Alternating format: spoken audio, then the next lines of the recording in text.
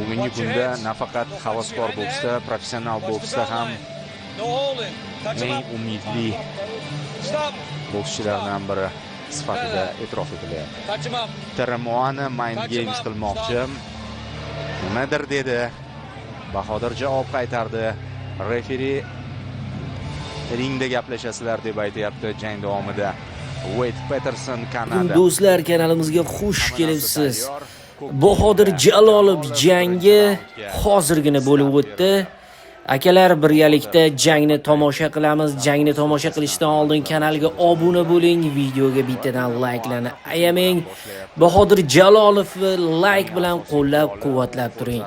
Har kuni Parij 2024 boks uchrashuvlarini Telegramdagi MySport.uz kanalimizda jonli efirda berib bormoqdamiz. Kimda kim kanalga obuna bo'lmagan bo'lsa, bu jangni ko'rib bo'lganingizdan so'ng Telegram kanalimizga obuna bo'lib qo'ying.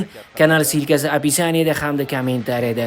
Bugun tunda Hasanboy Do'smatov jangi bor. Birgalikda Telegram kanalimizda jonli efirda tomosha qilamiz. Akalar, layk bosib, hamyurtimizni qo'llab-quvvatlab turamiz. Bahodir hammasini ko'ryapti. Sekin o'ng qo'lni oldinga o'tkazdi. Terremoani cho'chityapti biroz. Ana shu yurishlari, lekin Bahodirning yuz tuzilishiga e'tibor berib, sal o'zimni tinchlantiryapman. Ongli ravishda kutyapti degan xulosaga kelyapman. Va mana chap qo'l birinchi bor ishga tushirildi tanaga. Terremoanining yana bir yurishi. Tabassum qilyapti Jalolov. Qani kim birinchi? Jalolov his etib olmoqchimi raqibini, uning kuchini. Hoppa, mana chap qo'l. Mana birinchisi. Unga ham his etib olishga imkon berdi. O'zi 1-2 tushgandan keyin Terremoani ham balki oldingi yurishdan to'xtar. Hozircha yurishda davom etyapti.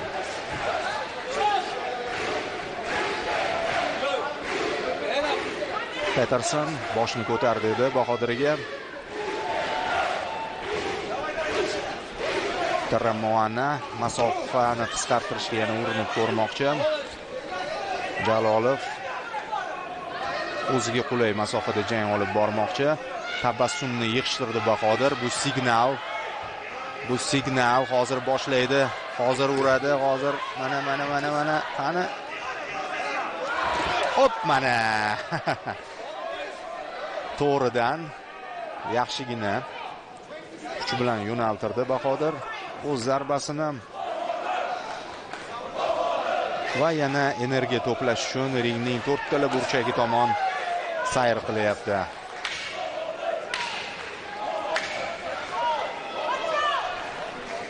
Oxirgi sekundlar. Va birinchi raund o'z nihoyasiga yetmoqda. Yengilgina birinchi raundni oldi. Va hali ham unda arsenal bor, zaxira ushlab turibdi. Kuchni to'g'ri taqsimlayapti.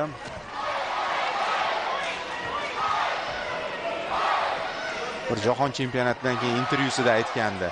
Sekin shoshmasdan chempionlik sari borish edi rejam deb. Balki olimpiadada ham shunday. Ikkinchi raundda lekin mana birinchi bo'lib hujumga o'tdi Bahodir. 1-2 zarba bilan Terremoani boyagidek aktiv emas endi.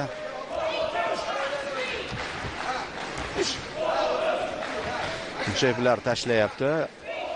Lekin boya o'ng qo'li xavfli edi. Juda xavfli borayotgandi. Hozir yetkaza olmayapti.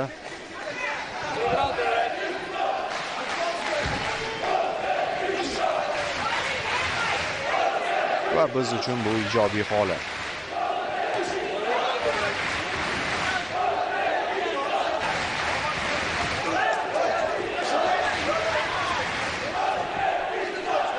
Zarbalar almashinuvi. Masofani iloji boricha uzoqroq ushlayapti Jalolov.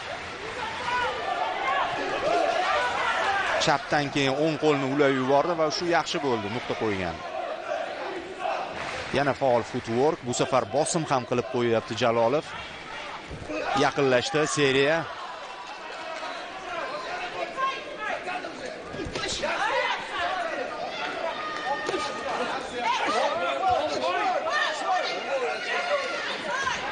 Teremoana endi o'zi qarshi hujum tashkil etmoqchi. Bahodir yaqin masofada ham zarbalar yo'llashga urindi.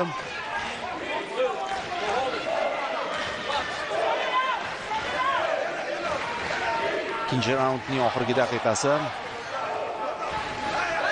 Jalolov o'ng qo'l oldinga yengil tashlab qo'ydi.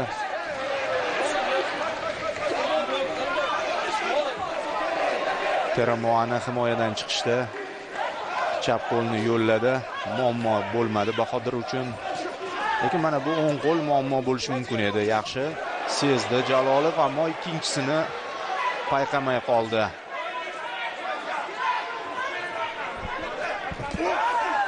Yaxshi birinchi bo'lib hujum tashkil etdi. Teremoana qo'lini ko'tardi o'sha epizodda himoyalanish maqsadida.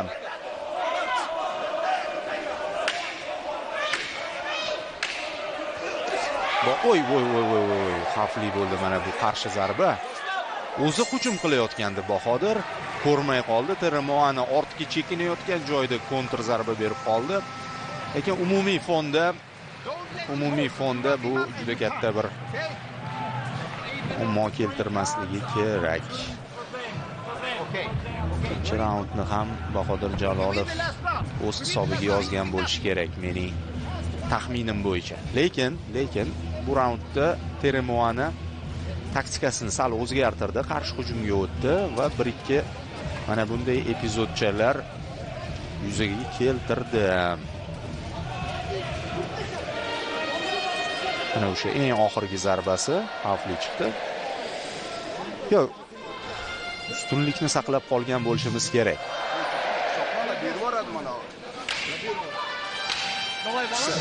3-2 Bahodir. 3-2 Bahodir. Birinchi raund ham Jalolovniki edi. Ikkinchi raundda ozgina yaqinroq bo'ldi. Sal qo'shish kerak. Menimcha Rahmatjon akaning ham ovozi eshitildi. Faol bo'laver, bo'lmasa bularda berib yuborishi mumkin degan ma'nodagi gap. Shuning uchun Bahodir ko'ryapsiz, temp qo'shmoqchi. Xatti harakatidan ham ko'ryapmiz. Oyoq harakatlari ham faollashdi. Risk qilmagan yaxshi. O'sha zaxirasi bo'lsa, ishga tushirib qo'yavergani yaxshi mana shu 3-raundda. Ketdi Bahodir. Yaxshi jeblar. Lekin mana Teremoana ham faol 3-raundda. Bundan avvalgi 2 raundda ochkolar bo'yicha imkoniyatni boy berganini murabbiylar unga aytishgan. Bahodir chap bilan urganda Teremoana o'ng qo'lni ishlatishni tayyorlab kelibdi uy vazifasi qilib. Mana shu narsani ko'rishimiz mumkin. Yaxshigina o'rganib chiqibdi, tayyorlanibdi. Bahodirning kuchli tarafini o'z foydasiga burmoqchi. Bu ham bir taktika. Lekin Bahodir o'sha urgandan keyin qaytib olishga ulguryapti. Mana hozir u ham xulosa chiqardi. Hozir bermadi. Qarshi hujumga imkon bermadi. Mana bu yerda sal xavfli chiqib ketdi olovli holatdan. Yaxshi chap qo'l, mana bunisi yaxshigina nuqtasiga bordi. 1-2 ikkalasi aniq.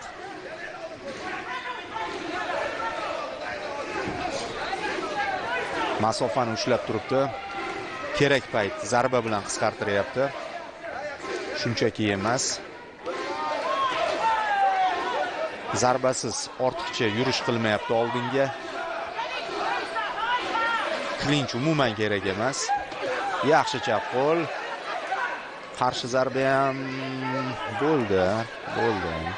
Bo'lmadi demaymiz. Yaxshi, mana bunisi endi toza. Qaytimsiz. Qaytimi shart emas dedi Bahodir.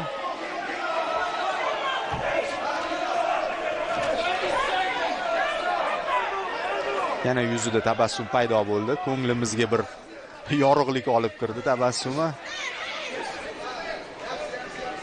Oxirgi sekundlar. Yaxshi formada ko'rinib turibdi Jalolov, bemalol oyoqda harakatlanyapti. Hozir klinch ham bizga juda zarar qilmaydi. Ustunlikni saqlab qolish uchun Teremoanani yiqitish qiyin bo'layapti.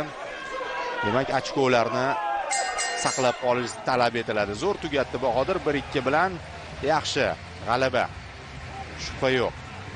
Teremoananing o'zi ham tushunib turibdi. Chunki ikkita raundda yutqazdi, uchinchisida ham ustunlikni boy berdi. Bu yerda boshqacha bo'lishi mumkin emas. Bahodir Jalolov medal kafolatlayapti, lekin bilasiz bu yigit bronza desa kayfiyati buziladi, unga oltin kerak. Ha, bo'ldi ba'zi bir xavfli epizodlar, lekin umumiy jarayonda Bahodir hammasini nazorat qildi. Muammo bo'lmasligi kerak. Teremoana oxirgacha kurashganiga menimcha xursand bo'lishi kerak, chunki raqibi nokautchi ekanligini biladi. Nafaqat Olimpiya boksida, professional boksda 14 ta jang, 14 ta g'alaba, 14 ta nokaut. Mukammal rekord. Qaror. Unanimous. Barcha hakamlar yakdil qaror bilan. Vainqueur par décision unanime. Blue, Bahodir Jalolov, O'zbekiston kafolatlangan medal yurishini davom ettiradi. Yarim final yo'llanmasini qo'lga kiritmoqda. Yarim finaldagi raqibi germaniyalik Nelvi Tiafak bo'ladi. Bahodirga keyingi yurishida ham omad tilaymiz. Unda shubha yo'q edi. Raqibga ham odatdagidek maksimal respekt namoyish etadi.